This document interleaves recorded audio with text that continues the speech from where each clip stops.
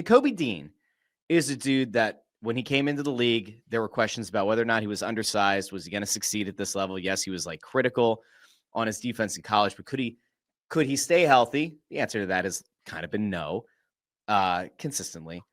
But can Nakobe Dean be an impact player? He was fantastic on Sunday night, blowing up plays. Brian Baldinger, I would encourage people to like go check out one of his breakdowns over on Twitter that he put out this morning. But like just him blowing up running backs that have the audacity to try to block him. I mean, he did that. He absolutely blew a dude up against Green Bay. He leveled a guy last night. Nakobe Dean is just a bona fide stud and the kind of game breaker you need at that position. But Nakobe Dean had, I think, maybe one of the most interesting quotes after the game. I want to get your reaction to it.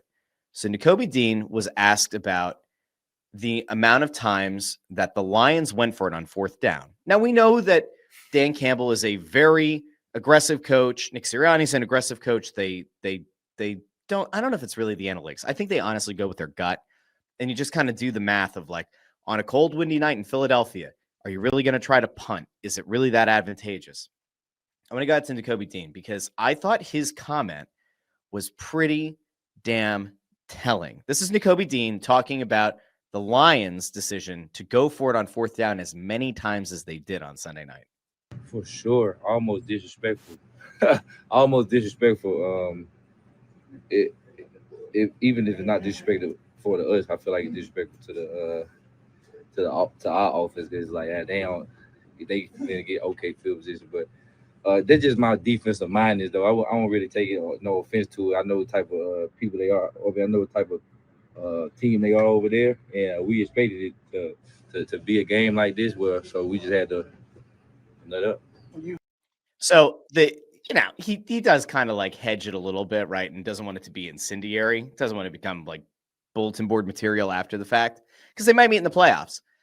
But this idea that it's like, on one hand, it's like disrespectful to the defense because it's like, oh, we think we can pick this up against you, even though like the Eagles very clearly in back-to-back weeks have shown like, thou shalt not succeed on fourth down. But then also kind of flips it and says it's also kind of disrespectful to our offense because that means that they don't give a shit. If they don't get that fourth down conversion, they don't really care because they're not afraid of our offense going the other way with short fields. And to be fair, fairness, the Eagles really weren't very good with a short field last night, at least in the first half of this game. Do you kind of see it the same way? Like, do you see that sort of disrespect? Do you think Nakobe Dean is on to something?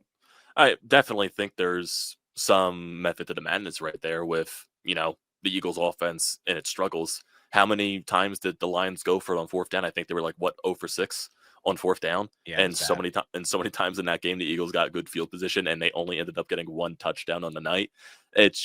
There's one of those plays that's like also very damning. I think it was also like right after they got that short fieldage. It was either one of the deep throws to Devontae or a deep throw to Saquon where Jalen just completely overthrew him and Saquon or Devontae was just completely wide open. And it's just, you can't get that short fieldage and then just instantly go 3 and out. That's the main problem with the offense that you just can't do in that. And that's probably why someone like Dan Campbell is just going to completely abuse the fourth downs because, hey, you're not making us pay for it. So I'm just going to keep doing it until we eventually convert. Here's the crazy thing. Like, so if you go heads up, Lions versus Eagles, and you're just looking at third down efficiency and fourth down efficiency, which obviously is probably the most important thing for you. Unless you're just like, if your offense is clicking on all cylinders and you really aren't getting to third downs, you're not getting to fourth downs, you're just having quick drives and you're just, picking up chunk yardage. It's great. But on the night, both offenses were subpar at best on third down and fourth down. Let me hit with the numbers. So the Eagles end up winning the game by 7 points. They were only 4 of 15 on third down. They only went for it once on fourth down. They went 0 for 1. Remember, that was the play where they decided not to opt for the tush push. I was kind of like, what the hell are they thinking? And it didn't work out. I wonder how much of that falls on some of those concerns on the offensive line about the lack of ability to gel. Like maybe that was it. I don't know. But for as subpar as the Eagles were on third and fourth down, here's what ultimately lost the game in a lot of ways, I think, for the Lions. 3 for 13 on third down. The bigger one is 0 for 5 on fourth down. If you're going to try to extend drives, if you're going to give your opponent a short field to work with, 0 for 5 ain't getting it done. if the Eagles offense were clicking on all cylinders, if this were like the Kellen Moore offense of a year ago or the Shane Steichen offense, right? If that were the case, the Eagles probably hang 30 plus points on the Lions. There's also a chance that like after the first time or two of getting burned for a touchdown, that Dan Campbell plays a more conservative game at that point and says, you know what, like we can't run the risk of going for it on fourth down in our own half of the field. But you kind of have to play based off what you're seeing. And I would say that, today it just felt like watching and listening to some of the national media takes, listening to Bill Simmons' podcast today, listened to a little bit of First Take this morning. It seems like, Dan Campbell wasn't being crucified for the decision to go for it on fourth down as much. But like, I don't have the problem. If that is how you get to the dance, if that's how you find the most success is by being an aggressive coach, an aggressive team, and you only lose by 7 points, I don't think it was the wrong decision. Your team couldn't execute. That part is true. But like, I don't necessarily hold it against the guy. Like that's how they found as much success as they have under him. No, you gotta stay true to your morals, and that's some of the things that even makes me question about Nick Sirianni, because he always talks about being aggressive in certain situations, but then what do we see when they get the third and long? They completely give up on the play, or they get to the end of a half, they just completely give up on the drive and just like, give up. We're just gonna go to the half. It's you got to die by your morals, and I kind of do respect it in that fact with Dan Campbell. So I don't blame him. And again, it's only a 7-point game. By the time all the dust settles, it's a 7-point game. Obviously, again, this could have shifted one way or the other, depending on if the Eagles had been more efficient in the offensive, in their offensive game plan and execution. But like ultimately, you walk away from this game and you go, all right, the Eagles are 8-2. Now we have this thing from Derek Gunn kind of floating out there that maybe things aren't all rainbows and smiles behind the scenes, which would be far from ideal. But like, let's just look at it holistically here. The Eagles are 8-2. As things stand right now, and this is, again, with Lane Johnson going out, which is bad, very bad. No one is obviously happy about it. Even with all of that considered, the Eagles are in a really good position playoff-wise. I mean, granted, only 10 games have been played. They still have 7 remaining. But like, on the whole, the Eagles could pretty much vomit all over themselves and still win the NFC East. So the playoffs are almost a foregone conclusion, and unless they suffer that many injuries on the offensive line. I mean, it would take a lot. It would really take having to piss off the football gods for this not to work out. Like, if you haven't looked at the NFC East in a bit, the Cowboys are 3-5-1. The Commanders are 3-8, and the Giants are 2-9. I'm not really concerned about the rest of the NFC East. Now, where things get a little bit tricky is that in both the NFC North and the NFC West, there are multiple teams that are kind of nipping at your heels. So you've got the Bears, who are 7-3. You just took on the Packers and the Lions, who are 6-3-1 and 6-4 respectively. And then out west, you've got the Rams, who match you with an 8-2 record. The Seahawks are 7-3, and the 49ers are 7-4. So there are a lot of teams. This is like a year where I would say there isn't as much parity. It definitely feels like you have a very strong set of teams in the NFC, and then a lot of very bad teams in the NFC. There really aren't that many that are in the middle. Like, even if you look at the NFC South, they have 2 teams that, the Bucs are 6-4 and the Panthers are 6-5. But like, they're still relatively competitive. You're talking about like a 2-game gap between the top of the conference and some of these other teams. And I know I said like it's not a lot of parity. I'm saying that because like they're all well over 500. They're not like a bunch of 500 teams. You don't just have a bunch of teams that are like 5-5. Or whatever, right? Like, they're all in pretty good shape. So if you're the Eagles, you have to keep that pedal to the metal. I don't know how much the home field advantage in the playoffs would really matter. You're a cold weather team anyway. Does going to Chicago really scare you? I don't know. If you have to go play the Rams, that's indoors. That doesn't really scare you. Does playing in Seattle necessarily scare you in the postseason? Like, maybe not. The Rams would also be a glorified home game just because. Yeah. SoFi. 100%.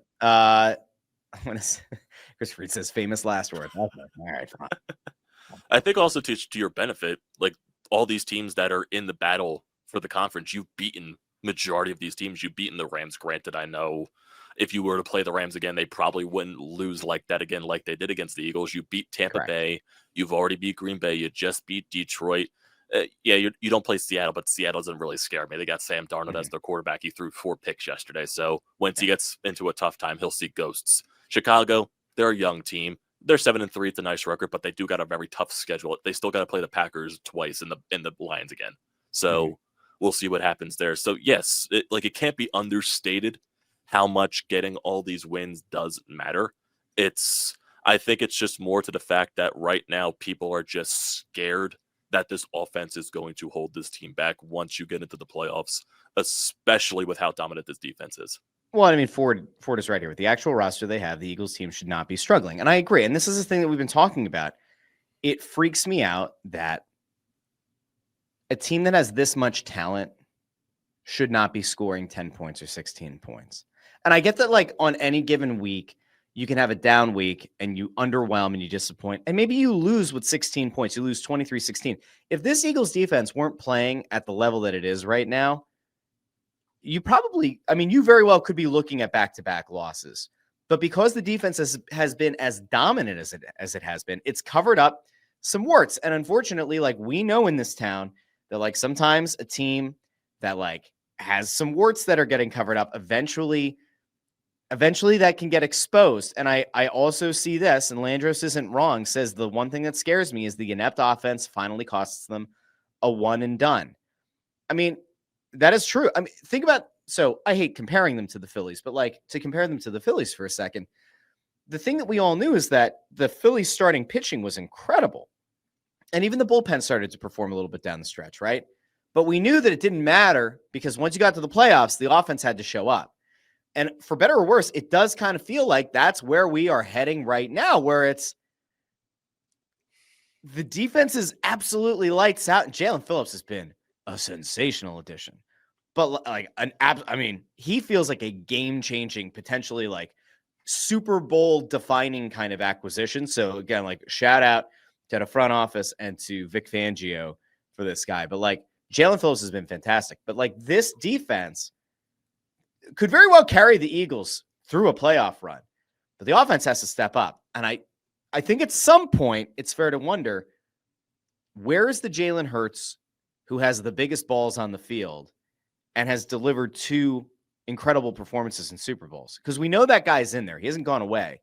When do we start to see that guy? Because at some point it has to happen. It just has to. It's also with these past 2 weeks from Jalen, it's coming off of 2 weeks where he had a perfect passer rating against Minnesota, and he was also very good against the Giants. So is it just the matter of the fact that he's playing 2 better defenses or something like that? I'm not entirely sure. Is he hiding an injury? I have no idea. But I think just last year, yes, offense did step up when he needed to in the playoffs, especially the passing game. But the biggest difference, play callers. Kellen Moore to Kevin Patullo. I think that's your biggest weakness.